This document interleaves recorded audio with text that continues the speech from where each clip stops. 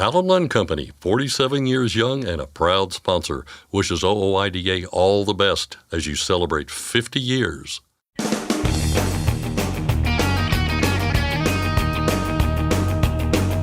OOIDA, representing America's truckers since 1973, presents Landline Now with your host, Mark Reddick. It's the 40th anniversary of the first man-made object to leave the solar system, Pioneer 10. And this is Landline Now. There have been new developments with regard to AB 5 in California and Julie Su's nomination to lead the U.S. Labor Department. U.S. Representative Kevin Kiley of California returns to the program to talk about both issues. It was a busy weekend with SuperRigs and the American Truck Historical Society's annual truck show happening. Ashley Blackford sits down with the Landline magazine staff who attended the shows to talk about how they went and to find out what set the winners apart from other trucks at SuperRigs. And finally, states are making changes to fuel tax rates across the country, with many increasing what they charge at the pump. Scott Thompson gets the details from our state legislative expert, Keith Goebel. But first, today's headlines. New details about the bridge collapse in Philadelphia and the impact it will have on the trucking industry. AB 5 is being blamed for several dozen owner-operators losing their jobs in California.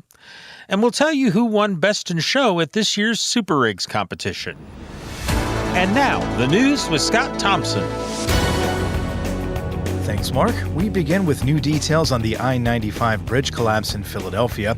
Transportation Secretary Pete Buttigieg toured the site today alongside state and city leaders, one day after pledging full support throughout the rebuild. The people of Philadelphia, the Pennsylvania DOT, and the entire region affected by this will have the full support of the United States Department of Transportation for as long as it takes to get that restored to normal. And I appreciate in advance all of the hard work that's going to go into responding to the impacts of that.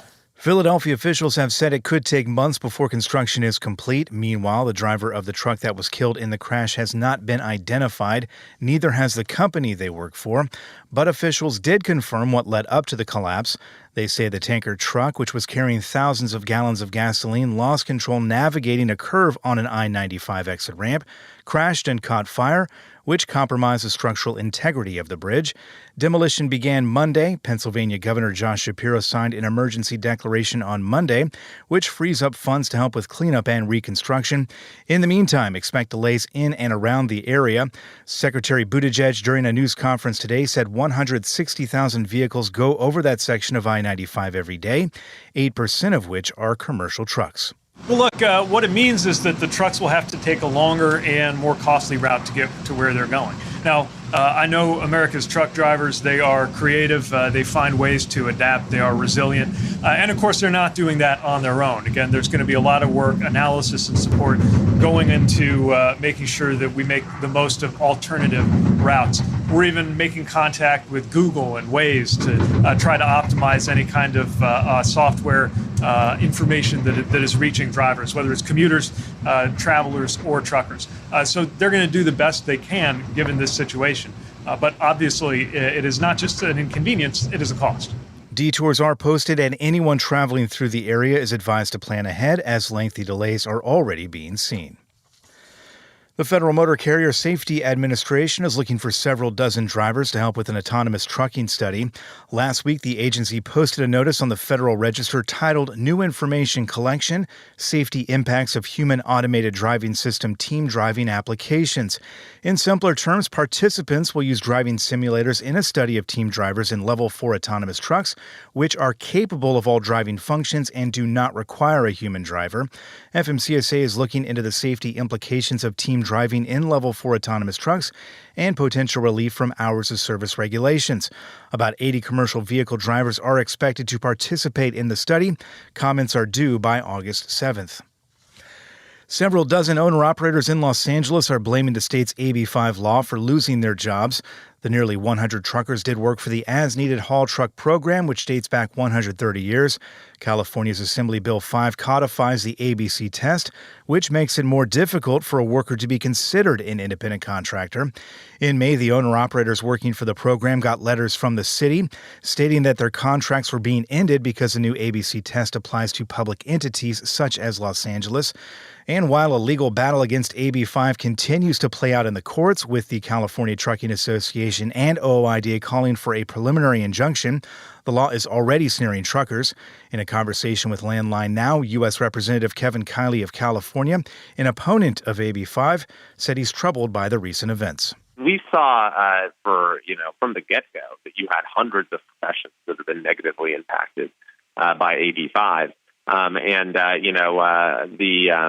The litigation involving truckers was ongoing for several years, but when that kind of reached a negative resolution last year, there was this fear that you're going to have many truckers taken off the road because it completely upends the independent owner-operator model. And so, now that we see some indication that that's beginning to happen, it is cause for tremendous concern. Representative Kiley's concerns about an AB 5 model on a national scale are based in part by Julie Su's nomination to lead the Labor Department. The congressman will explain his concerns in more detail a little later on in today's program. Average diesel prices continue to slide. ProMiles.com has a national average on Monday at $3.87 a gallon, down more than 4 cents compared to the week before. Each of the 10 regions in the ProMiles report recorded price drops. The same cannot be said of the Energy Information Administration's weekly report. Prices dipped in 7 of the 10 regions EIA tracks last week. Overall, prices were down slightly from the previous week to $3.79 a gallon. The number of trucks posted to the Members Edge network has increased 20%, bringing posts back to where they were before the Memorial Day weekend. Landline Now's Ashley Blackford has the details. According to DAT, the number of loads posted to the Members Edge load board increased by almost 2%. Robert Rouse says there's typically a push to move ahead of the Memorial Day holiday, and then a little bit of a backslide during the early mid-June, and then another push before the end of June, leading into the July 4th holiday. Load-to-truck ratios are an indicator of supply and demand on the spot market. They declined slightly for all three: vans, flatbeds, and reefers. The reefer ratio was about 3.4 last week, which is about half of what it was a year ago. The flatbed ratio was 10.6, but that was compared to 47.9 last year, so definitely not quite as strong for flatbeds. Despite the 18% more trucks and 2% more loads last week, average spot rates didn't really change. Van rates came in at $2.14 a mile. Reefers came in at $2.49. And lastly, flatbeds were at $2.60 per mile. Rain and cold weather has delayed some produce haulers, but Rouse says growers expect volumes to be similar to last year. For Landline Now, I'm Ashley Blackford. Thanks, Ashley. And finally, congratulations to Truett and Crystal Novosad. The couple won the Best of Show award at the 41st Annual Shell Rotella SuperRigs competition this past weekend in Gillette, Wyoming, meaning $10,000 in prize money and a spot in the 2024 SuperRigs calendar. Their 2007 Peterbilt 379 EXHD also won the Steve Sturgis Best Theme Award for its stock holiday theme. It was one of many working trucks turning heads at the 3-day show. In all, about $25,000 in cash and prizes were handed out. We'll have more on this year's SuperRigs competition and show a little later on in the program with the managing editor of Landline Magazine, Jamie Jones, who has been serving as a judge at SuperRigs for more than 20 years now. And that's Landline Now News for today. I'm Scott Thompson. Thanks, Scott. Next, we'll hear more about AB 5 in California and Julie Su's nomination to lead the Labor Department from U.S. Representative Kevin Kiley, and Ashley Blackford talks truck shows with Jamie Jones and Ryan Witkowski. I'm Mark Reddick, and this is Landline Now. Firestone tires are for more of everything. More miles for every tire dollar, and more confidence in your fleet. At Firestone, we help fleets save with dependable value. Find your local Firestone dealer today at firestonetire.com/dealer. Every make, every model, in every corner of the country. Technical smarts and quality parts. That's how we roll. Bring your rig into TA Truck Service. Welcome back to Landline Now. We've had our next guest on the program before, at which time we talked about Julie Su's nomination for Labor Secretary and AB 5. Since then, we've had some new developments, so we thought we'd call up Representative Kevin Kiley of California again to chat, and he joins us on the line now. Congressman, thanks so much for speaking with us. We appreciate it. You bet. Great to be with you. And I know your time's valuable, so we'll get right into it here. I want to start by talking about AB 5 there in your home state of California. We've sort of been watching for signs for some time now that it's finally having an effect on the trucking industry. It sure looks like we've got our first casualties, so to speak, and that's in Los Angeles. This is the As Needed Haul Truck Program, and the story's been out there a little bit. Can you tell us kind of what happened there and more specifically how it relates to AB 5? Certainly, and as context here, in our hearing that we had, the Education and Workforce Committee last week, where Julie Su was the witness. She's, of course, Biden's nominee for Labor Secretary. I specifically asked her if she was aware of people who had lost their livelihoods because of AB 5, and she said something very dismissive, like, "Oh, I've had people say that," something along those lines, as if she didn't even believe that this was the reality. And so then just a couple days after the hearing, we get this news out of L.A. where, truckers have been in kind of a state of limbo, obviously, with a lot of the litigation. And so they're, feeling the effects of the law perhaps a little later than other industries are. But here you have the Public Works Department of Los Angeles put out a statement that there are no ifs, ands, or buts about it. Specifically said that they could no longer allow this program that's been around 130 years to operate because of the restrictions that AB 5 puts in place. And you had almost 100 independent truckers who have now lost that contract. Yeah, and it's a curious example, really, because we've been talking about how AB 5 is going to threaten the owner-operator model. That's the concern here, and a very valid concern, we should say. It would seem on the surface, at least on the surface, again, that these truck drivers would be exempt. Can you kind of explain how AB 5 and this particular case there in Los Angeles are linked? Because it's not quite a linear, path there, I think, between the two. Can you kind of explain that a little bit for us? Sure. I mean, one of the worst things about AB 5 is it creates this enormous chilling effect. And there's so much complexity around how exceptions are mapped out and how all of the different factors work together. And so in a lot of cases, it's led companies, and in this case, a public department, to say, well, we just are going to steer far clear of any sort of liability. And so, in this particular program, you had, I think, 93 or close to 100 truckers who were involved in basically road repair type operations, and those lawyers, the city of LA, said, "Well, we just don't want to, risk this sort of liability." That was at least the statement they gave publicly, is that we cannot move forward with this because of AB 5. Yeah, I want to circle back to what you said there off the top in your hearing with Julie Su, and you mentioned something there about how she wasn't really aware of how it was affecting truck drivers. I know you obviously are keeping your eye out and ears open for cases like this one that we just mentioned there. But can you kind of expound on what you're hearing there in California? Because it does seem from the outside looking in that this is sort of creeping in and becoming more and more of an issue as we had feared.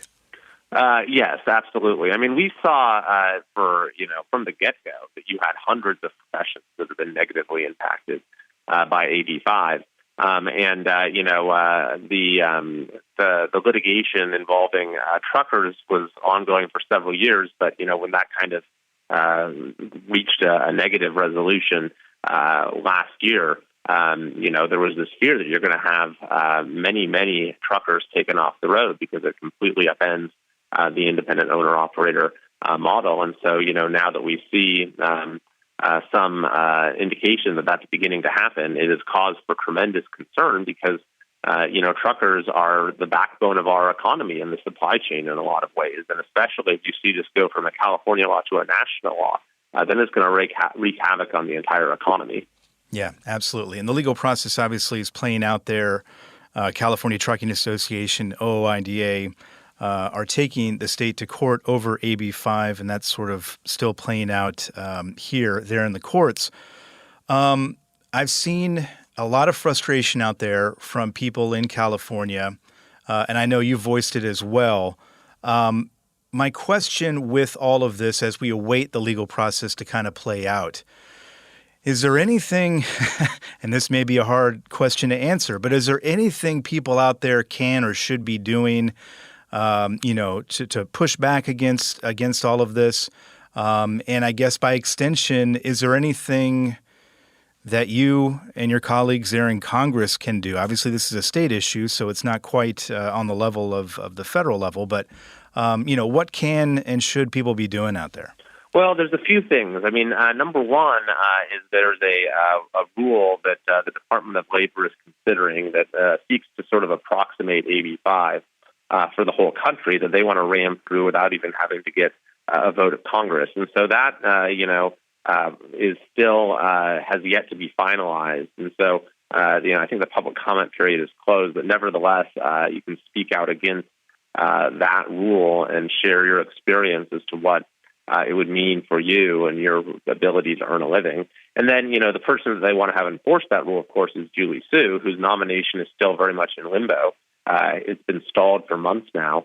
We've built up a strong coalition opposing this nomination, and they have not brought it to the floor of the Senate for a vote. So you can reach out to your senator and just make it very clear that you do not want to see Julie Su confirmed as Secretary of Labor, and that we need to have a Secretary of Labor who understands how important truckers are to our economy and how important the independent owner-operator model is to trucking.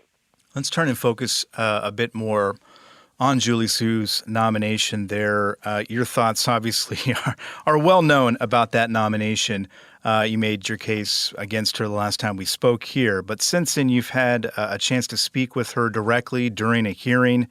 You asked her specific questions about this topic, about AB 5, which, of course, she helped implement during her time as Labor Commissioner of California. Among other questions, and you alluded to one of them earlier, but you asked her directly, and I thought it was interesting to see the back and forth there. You asked her whether she thought that AB 5 was a good law. She did not give a straight answer. I think that's safe to say.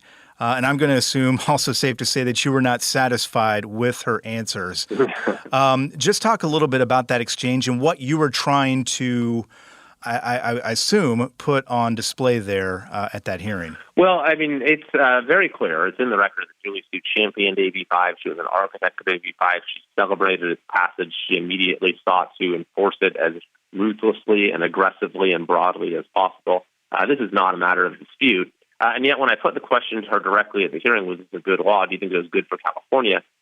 She seemed to be baffled. She just wouldn't even give a straight answer. And tried to, and that's what she's been doing. She's been trying to distance herself from AB 5, even though she had her hands all over it, because it's now well understood that this law was a complete disaster, and her being linked to it is one of the reasons that her nomination has stalled. And so that just kind of put it very clearly on display that she is trying to disingenuously dissociate herself from this truly damaging and destructive piece of legislation.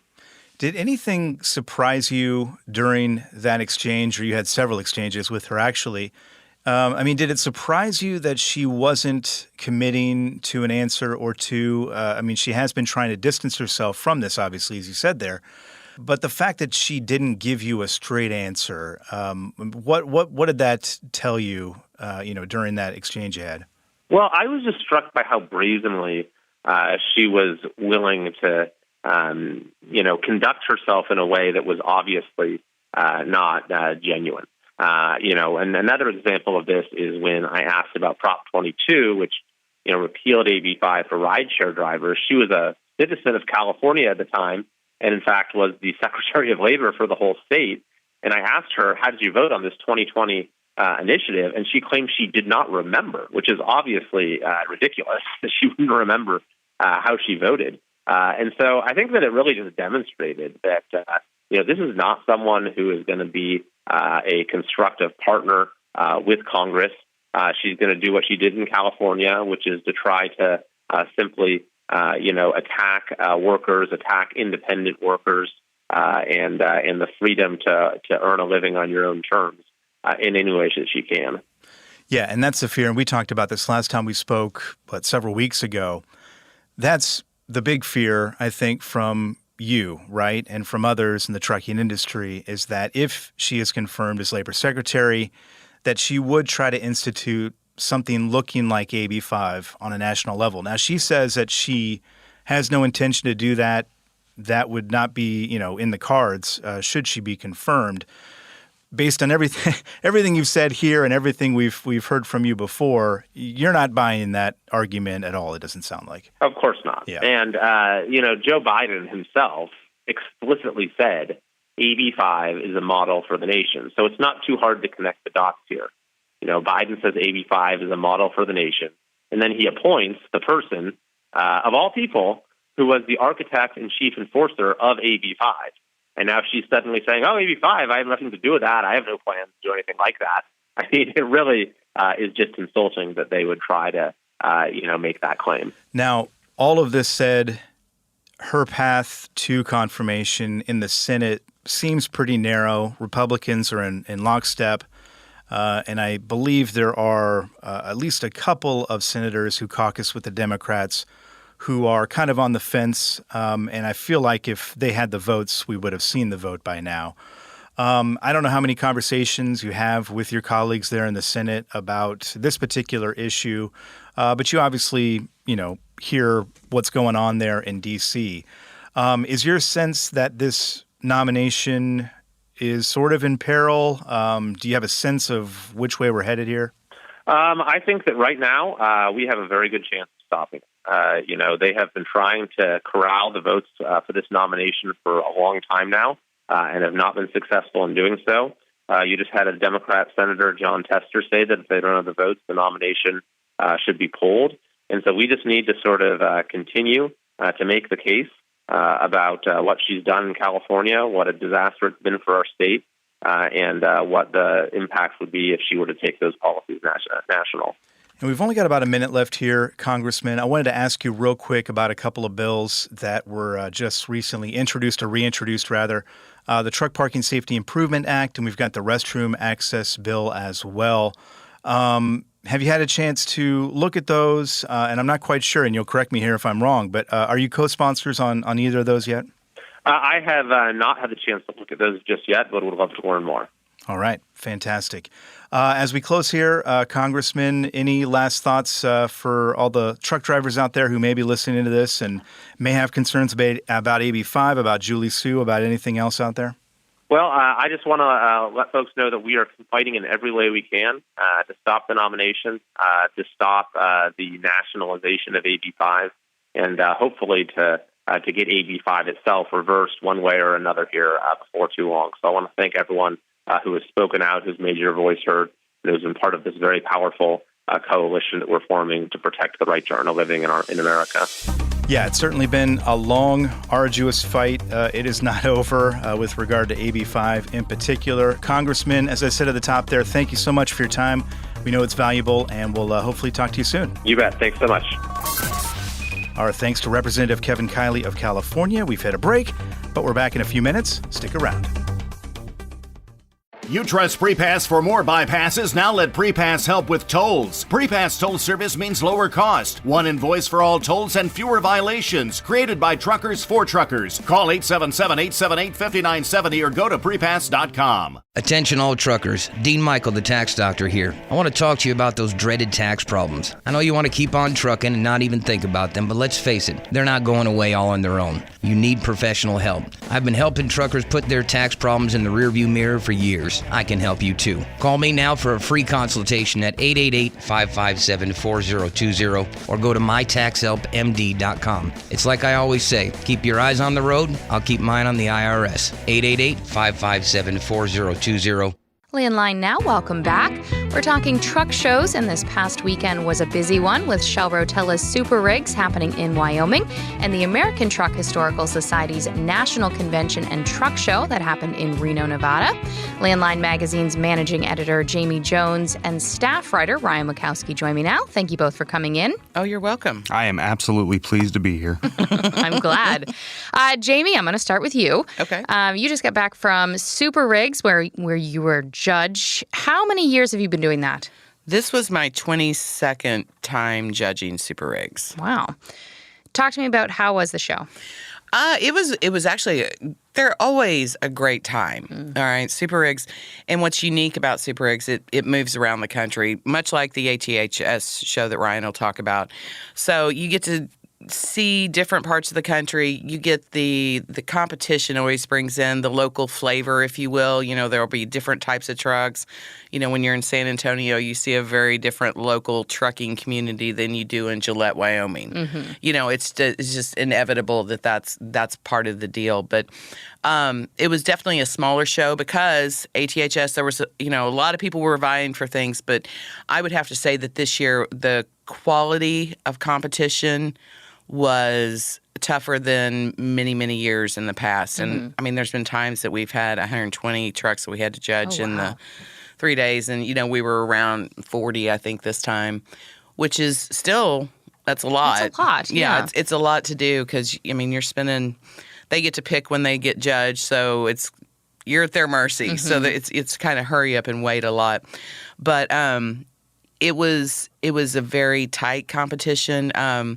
We don't disclose scores or anything, but I will say that best of show and first runner-up, there was 1 point separating them. Oh, wow. Yeah, that's how tough the competition gets. Can you talk to me about this year's winner? What did set them apart from the others? Well, the winner was Truett and Crystal Novosad's truck, Doc Holiday. And what is unique about all of their trucks, they're very well done. Mm-hmm. They brought 3 trucks to the show. And Doc Holiday is just this really cool Peterbilt that they have different sayings, off of Tombstone, I'll be your Huckleberry, and all this. And it's really intricate how they wove the theme throughout the truck. Not that the engine factors into the best of show category. That's an optional category. But when they pop that open, like there's pinstriping under the hood that weaves in pistols and stuff. And it's really a unique truck. And I've seen it probably 3 times now in 3 competitions. And they've always done, small improvements to it and different things. But you always see something new that you haven't seen before because it's that intricate. Oh, wow. So, and it was really cool. And the winner of the show gets to do a calendar shoot. And I can't really disclose anything, but they got a very cool location in Wyoming. If you think about it, you can probably figure it out. And, it was really cool how that all worked out for them. So, it's one of those things that the winners usually when they get out of their truck and you start talking to them a little bit, you can tell that truck is just 100% a reflection of their personality, and that couldn't be truer than Truett's Doc Holiday truck. And do the pictures? That was a mouthful. Yeah, it was. Yeah, it really was. Do the pictures do it justice of all those trucks? That sometimes yes and sometimes no. Something like Doc Holiday looks great in pictures, but it's one of those that the closer you get and the closer you look, the more you see. The details. And all of that. And it's just the opposite with some other trucks. You'll start off and they'll roll up and you'll be like, oh my gosh, this thing's going to, knock it off the charts. And you walk up and it's like, oh. It's not clean. It's, it just hasn't been maintained as well. They didn't clean it up very well. Just things like that. It's kind of a 50-foot truck, which would still photograph very well. So sometimes the photographs are deceptive, but, on these top-tier trucks like Truett and Crystal's Doc Holiday, first runner-up was actually it was their first SuperRigs and first truck show. Oh, wow. Yeah, that was really cool. It was Mark Aragon and his 14-year-old son, Peyton. And Peyton was the designer of the truck. Wow. So, it was it rolled up and it was like, wow. And they just had a ton of detail in their truck as well. And a lot of, they had like the rail on the truck. They had a lot of pinstriping and things like that. And it was all hand done. And the part of it had money woven into it. And it was the actual color of money. I mean, like we were pulling money out of our pockets, like just comparing the two. But it was this lime green truck, and it was just really exciting to see their enthusiasm and excitement. And so, I did tell Peyton that we had a winner, 2 or 3 time winner, who his first truck show was actually he went to SuperRigs. He was 14. Oh wow! And he came back and won his first one at 21. Cool. So something to strive for. Yeah, I kind of set the bar high for Peyton, but I told him it's possible.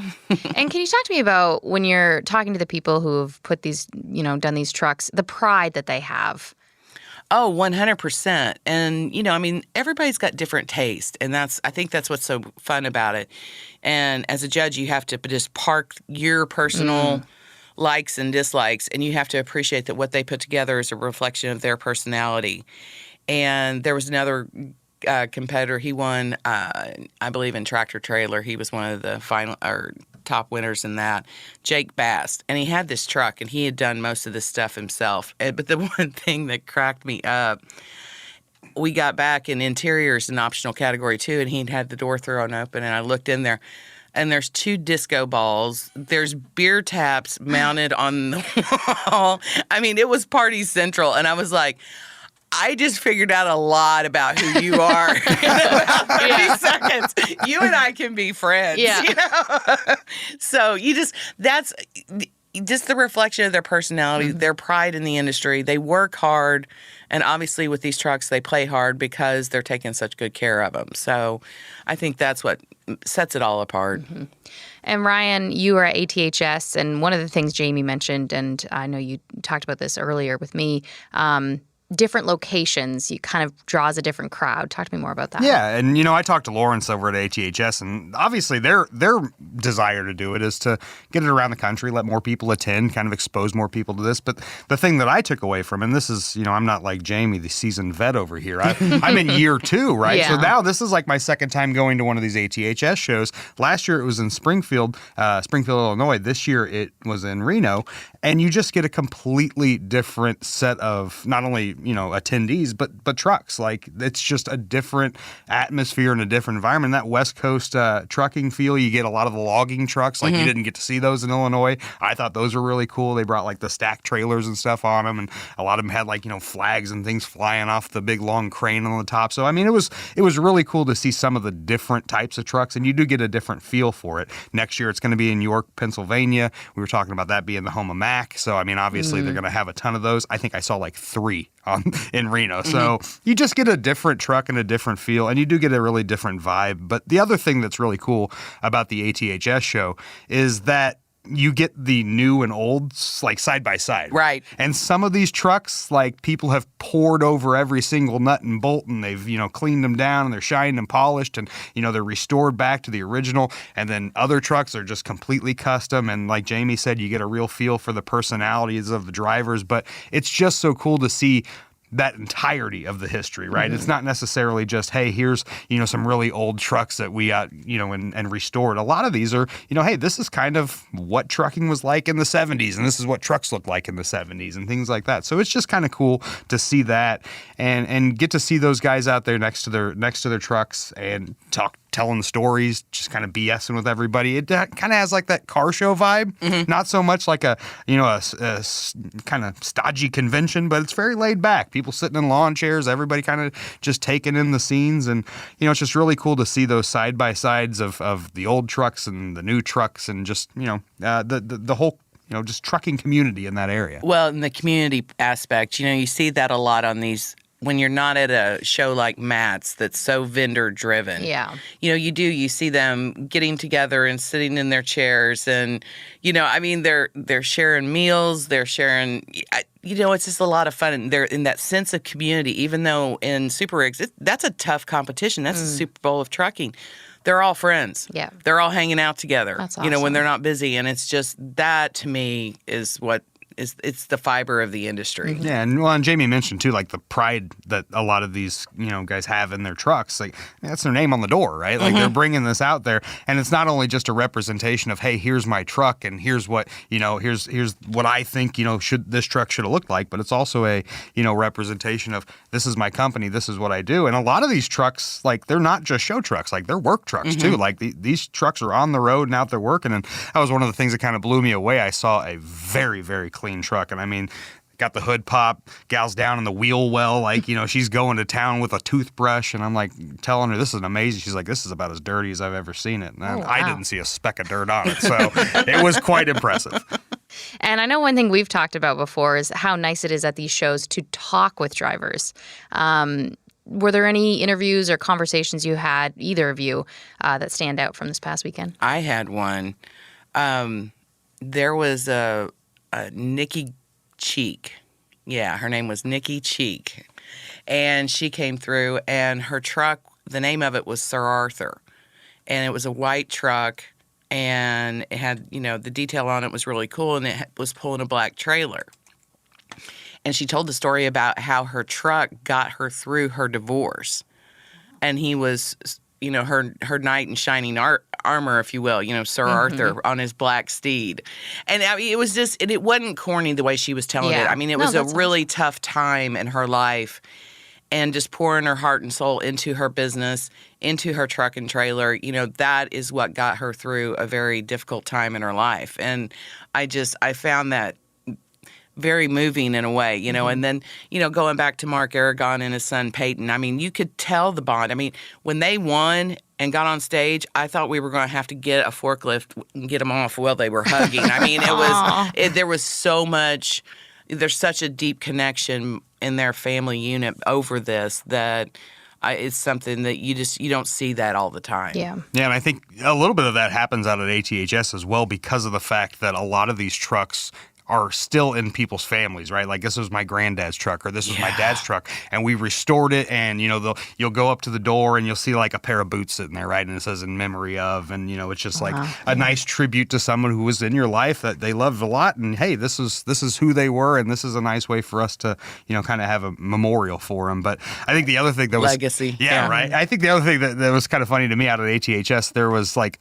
while a lot of the trucks are drawing a ton of attention, there was like this mini cab over that someone had made, and like everybody was stopping and wanted to talk about it, look inside it. I mean, all of these amazing trucks, and it was just this like mini cab over that somebody had made, for their grandkids to be able to tool around in and feel like they were driving a truck. We had something like that go down. A rat rod came in on like Friday afternoon.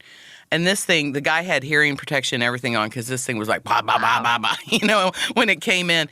And it was like, I don't know, Night of the Walking Dead or something. Everybody in the entire place churned and started walking toward it as it parked. It was just like mesmerizing. I don't know, the spaceship landed. I don't know how to describe it, but it was just everybody slowly churned and walked toward it. And I was like, this is weird, but cool.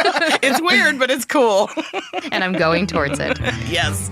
Thank you both so much for coming in and talking to me. Oh, you're welcome. Absolutely. That was Jamie Jones and Ryan Wachowski talking about the Shell Rotella SuperRigs and ATHS's National Convention and Truck Show. To see more details on upcoming shows, you can visit our website at landline.media and click on the Truck Show calendar of events under the Resources tab. For Landline Now, I'm Ashley Blackford. Stay tuned for more after this. Today's rising costs affect everyone. Replace your harmonic damper with a genuine VibraTech TVD viscous damper to prevent costly repairs and downtime. Keep your money in your pocket and your truck on the road with VibraTech TVD. Recommended replacement at 500,000 miles or 15,000 hours. Since you started, what you've loved about trucking is the freedom. Heading out on your favorite route, a good driving song, and thinking about truck insurance. Well, maybe not that last one. That's why we're here. At OOIDA, we have a full range of truck insurance products, expert advice, and great customer service, helping you get the right coverage for your operation. Go to OOIDA.com, because your job is to drive. Our job is to help with everything else. It's tested and proven. Burn 2.1% less fuel when you balance all wheel ends with Centromatic. Call 800-523-8473 to get the OOIDA discount. Welcome back to Landline Now and the Home Stretch. Today we close things out with our weekly trip around the country to see what lawmakers inside state houses are up to. Fuel tax rates are on the menu today, and joining us with all the details is Keith Goebel of Landline Magazine. Keith, what's going on? Not a whole lot. Got to spend a little time traveling away from my home territories. Doing research on all the stories that you're it's interesting that sometimes that they overlap, but typically not. All right. Well, I guess you deserve some leisure time outside of this place, I suppose. Let's start by taking a look at the various states that are taking a look at fuel tax changes. Some are going up, some are going down. So let's run through the list here. One state where fuel tax rates are going up, I believe, is Indiana. Yeah, and worth mentioning the distinction of, I know on an annual basis there are states that have regular increases almost exclusively that take effect on July 1st. And then you've got, of course, what we've been covering here for most of the year is the states that are looking to make other changes, or maybe they correspond with July 1st date on certain occasions. And this is the case with Indiana. Going back, over 5 years now. It's 2017 back in Indiana. They had this massive transportation funding bill that was approved and landmark stuff. And in it, the biggest component of it was a dime increase in both gas and diesel purchases. And then in addition to increasing the fuel tax for both gas and diesel, it also increased the diesel surcharge tax. That increased by 10 cents itself. So, I mean, diesel is significant, one of the more major increases through the years in states. At that point, it was a 20-cent increase for diesel. Again, that was 2017. The tax rates, both gas and diesel, they were also set to be indexed annually through 2024. So in addition to that 10-cent increase on both gas and diesel on the excise tax, they were indexing. So worth pointing out that those annual adjustments, they were capped at a penny. But again, they were scheduled to wrap up here in 2024. So with that date coming up, legislature wanted to take action this year, and what they did is they approved another significant transportation law. And part of it was extending the indexing for another 3 years. So instead of 2024 being the sunset date, it will now be 2027. So wanting to continue those regular increases in Indiana for another few years. And I think Indiana's probably in the majority here with states looking at fuel tax changes. Most of them are increasing them, or in some cases, I suppose, keeping them frozen. Utah, on the other hand, going the other direction here and actually lowering the state's fuel tax. Yeah, and Indiana's fairly straightforward in what they're doing. Utah is not. It's kind of a bear to explain, but yeah, Utah as it is now, they charge about 36.5 cents for gas and diesel purchases. That amount is up almost a nickel from a year ago. The reason why, the Utah Tax Commission, they adjust the tax rates each July, just like Indiana does, where they have the regular increases since 2017. In Utah, much the same. Now, they recalculate the Utah tax rate based off of the average motor fuel price at the rack. And what this new law is doing that was signed is it's changing the calculation of the fuel tax. Now, worth pointing out, vehicle registration fees are increasing, but with them changing the calculation of the fuel tax, it's going to result in a slight dip in the tax rates. Nearly 2 cents cheaper is what the gas and diesel rates will be there in Utah. And they're doing it by dropping the percentage of the tax at the rack that they're collecting. So as a result, that's going to result in a 2-cent decrease in the rates there. Yeah, down from about 36.5% or 36.5 cents now, I should say, to 34.5 cents starting July 1st. Yes, and again, the question might be, well, why in the heck is the state going to be foregoing revenue? Yeah. And that's a very good question. And as I pointed out, they have some rate increases for vehicle registration. But in addition to that, and something that we've talked about here recently, is looking into owners of electric vehicles, hybrid vehicles, to help more than they have to help fund transportation. And what Utah is doing is they're adding a 12.5-cent tax on the electricity from electric vehicle charging stations. So they're going to be collecting money that way to help offset that revenue loss from the dip in the fuel tax, again, starting on July 1st. Makes sense there, yeah. So we've got new laws in Utah and Indiana, which we touched on, and also in Minnesota, where the governor has just signed into law a transportation funding plan that calls for fuel tax rates to go up. Yeah, the Minnesota transportation law is even bigger than what was approved in Utah. I mean, it's just a lot of tax fee increases, adding new fees that they've got. What they're going to be collecting from retail deliveries around the state. They're adding a tax for that. They've got a tax that they're going to be a metro area sales tax to help cover Twin City transit improvements there in the Twin Cities. But really maybe the most notable part of this big transportation bill that was signed into law is going to be addressing, again, money for roads and bridges, and doing that with a increase in the fuel tax. So that amount, not a significant amount, but it's going to allow the state to tie the excise tax on fuel to inflation. So there will be perhaps a penny, maybe a couple of cent increase on an annual basis there in Minnesota. But yeah, looking at really boosting transportation revenue there statewide through multiple avenues. Again, looking to address some significant needs that they've been able to determine that they do have there in the state of Minnesota. So those three states have new laws that basically dictate where this is all going. Pennsylvania, they've got a bill right now that they're considering that would also look at fuel tax collection. What's the possible plan there? Well, yeah, Pennsylvania, one of the states that they've got a variable rate fuel tax, which allows regular increases, maybe decrease, but really in all reality, regular increases. And there's a bill that the Senate has approved, sent over to the House, that would put a stop to those automatic increases on both gas and diesel.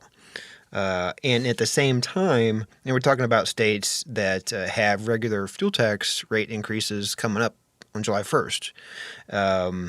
And there are some states where they have regular increases that take effect on January 1st, and that's the case in Pennsylvania. In addition to putting a stop to regular increases in Pennsylvania, what this legislation is trying to address, it would also roll back the current rates for both gas and diesel that were increased back on July 1st. So a couple of different things there that they're trying to address, essentially rolling back fuel prices to make them appear as what they were back at the end of the year.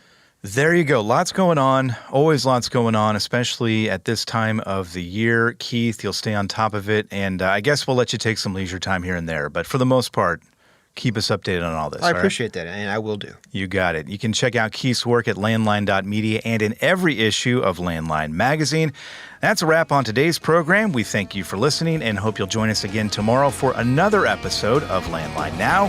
Wherever you are out there, drive safe and take care.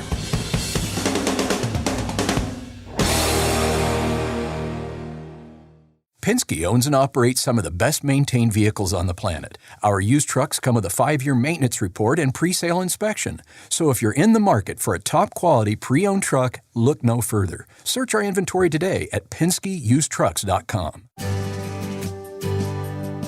I'm a dad, a son, a husband, wife. I'm a writer. photographer. I farm. I'm a veteran. I love old cars, fishing, My kids. Chrome. And I am a professional truck driver. And together, we are OOIDA. OOIDA was founded by truckers to stand up and speak on behalf of truckers. We've done that by combining the individual voices of our members into a single, powerful voice. Protecting your interests, defending your rights. Join us! Make your voice heard. Join OOIDA, the Owner-Operator Independent Drivers Association. Call 1-800-444-5791 or visit OOIDA.com.